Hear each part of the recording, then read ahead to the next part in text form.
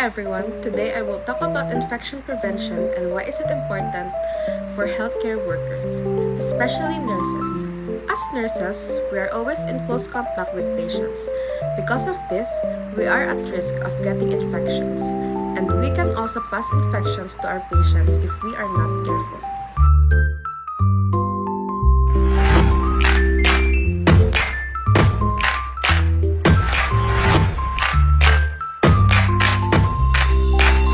Why infection prevention is important? Infection prevention is important for three main reasons. First is to protect the patient. Many patients have weak immune systems, especially the elderly infants, post-operative patients, and those with chronic illness. A simple infection can become a life-threatening for them. Second, it protects the healthcare workers. We are exposed to blood, body fluids, and microorganisms every day. Without proper infection control, we can get sick and bring infection home to our families. Third, it prevents the spread of infection in healthcare facilities. Hospitals and clinics are places where many sick people are together. If infection control is poor, infection can spread quickly and cause outbreaks. Infection prevention is not optional. It is a basic responsibility of every nurse. Infections can spread in simple ways, such as direct contact with blood or body fluids, touching contaminated surfaces or equipment, poor hand hygiene, and improper use of gloves or PPE. Because of this, nurses must always follow standard precautions even if the patient does not look sick.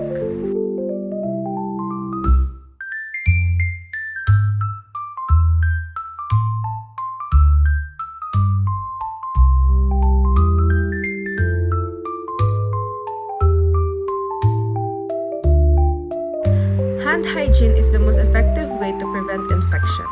We must clean our hands before touching a patient, before clean or aseptic procedures, after contact with body fluids, after touching a patient, and after touching patient surroundings.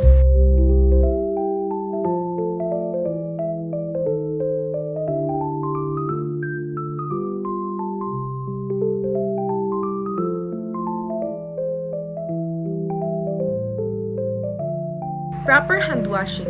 Use soap and water. Wet hands first, apply soap. Rub hands and use the 7 steps of hand washing. Rinse well and dry with a clean towel. Use a soap and water, especially when hands are visibly dirty after contact with body fluids.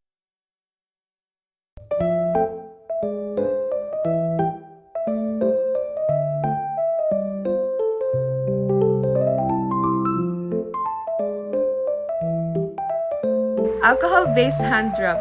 Used when hands are not visibly dirty. Apply enough product to cover all hand surfaces and rub until dry. Hand hygiene should never be skipped, even when wearing gloves. Proper use of gloves. Gloves are used to protect both the nurses and the patient. When to wear gloves.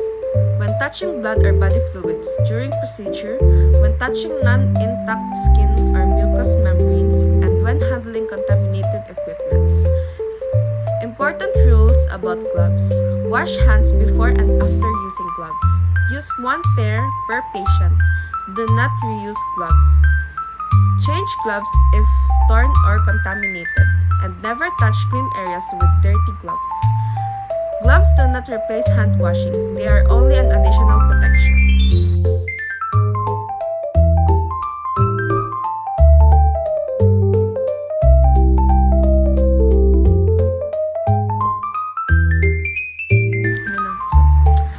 Personal protective equipment or PPE.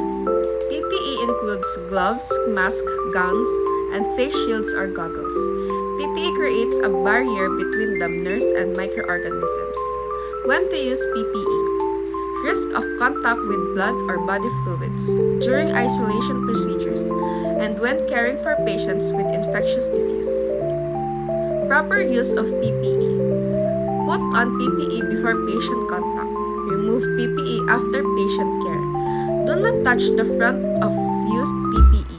Dispose PPE properly.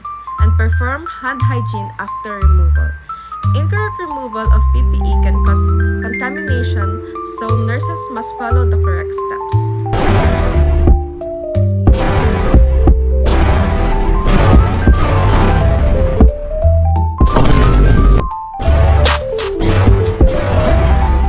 Role of nurses in infection prevention. Nurses play a major role in infection prevention by practicing proper hand hygiene, using gloves and PPE correctly.